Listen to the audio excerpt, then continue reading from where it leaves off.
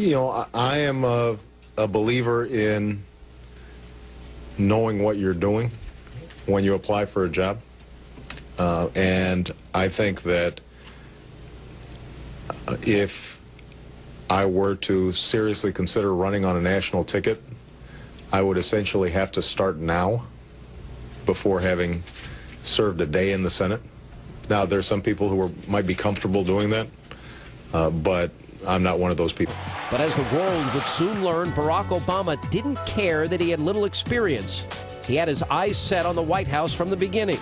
The Wall Street Journal reported that after Obama won the Illinois Senate seat, that his aides were sending workers to Iowa, the site of the first presidential caucus. Now, Michelle and I have been on this journey for almost 19 months now. Well, that means Senator Obama has really only gained a little over a year of U.S. Senate experience before forming his own campaign. So how does his record stack up next to his opponent, Senator McCain?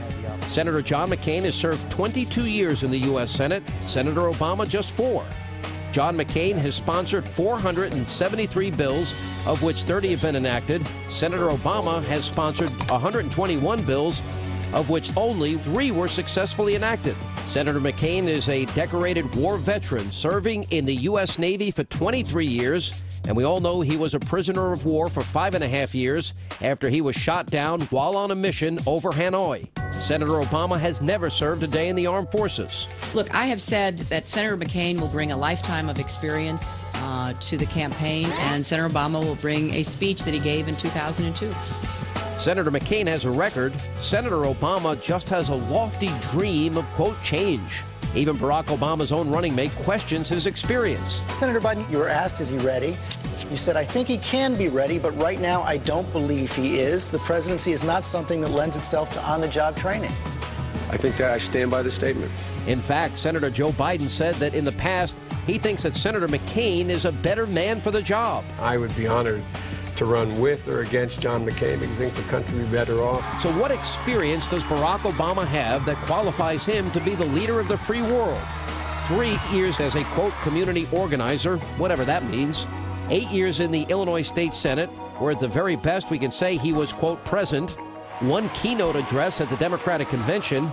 4 years in the U.S. Senate, 2 of which he spent campaigning for his presidential bid. So does this sound like he has enough experience to be the leader of the free world?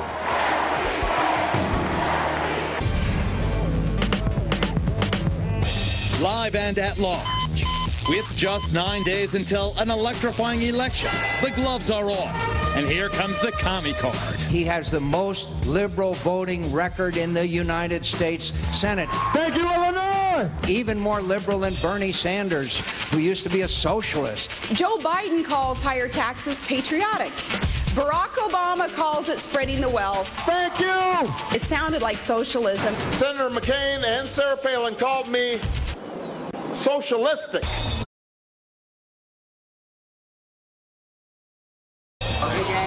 Is Maverick McCain all that stands between us and a Marxist? Free not to vote for Barack Obama for president. His problems with math when it comes to taxes and spending your money. We're talking about Joe the plumber. The conversation I had with Joe the plumber. Joe the plumber. Joe the plumber. Joe the plumber. With over 26 mentions of his name, Joe the plumber became the star of the last presidential debate. Joe's actually a regular guy who asked Barack Obama the really hard question and ultimately brought the Illinois senator's pie-in-the-sky promises back down to reality. What's your name? My name's Joe Wurzelbacher. Good to see you, Joe. I'm getting ready to buy a company that makes about $250,000, $270,000, $80,000 a year. All right. Your new tax plan is going to tax me more, isn't it? I'm a plumber. You know, I work, 10, 12 hours a day. If I buy another truck and add something else to it and, build the company, I'm getting taxed more and more. It's not that I want to punish your success. I just want to make sure that everybody who is behind you, that they've got a chance at success too. And I think when you spread the wealth around, it's good for everybody. And Barack Obama has more big plans for the country if he becomes president.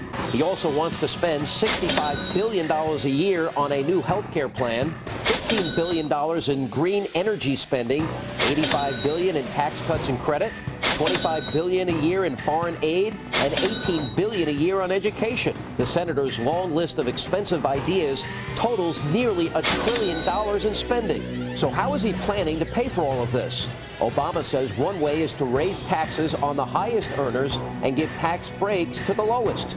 In other words, people who don't currently pay taxes will actually receive money, a check from the government, right after the government takes it from people who make more. Obama calls that, quote, spreading the wealth around. His plan gives away your tax dollars to those that don't pay taxes. That's not a tax cut. That's welfare. Joe the plumber, well, he doesn't like that idea either, but Obama doesn't see it that way. He believes everyone should have enough money to live the way they want to, even if they can't afford it. So is that how he plans to manage the money for his other bright ideas, robbing Peter to pay Paul? Some in the international community are already concerned about Obama's proposed policies and are preparing for the fallout. Canadian Prime Minister Stephen Harper and the President of the European Union, Nicolas Sarkozy, recently signed an agreement to start negotiations for a free trade agreement between them. According to an editorial in the Wall Street Journal, Barack Obama's promise to unilaterally rewrite the North American Free Trade Agreement if Canada and Mexico won't go along with his ideas on labor and the environment has not gone unnoticed in Ottawa. If Canadians are going to have a tougher time selling their goods and their services south of the border, well, then who can blame them for looking east, across the Atlantic to Europe?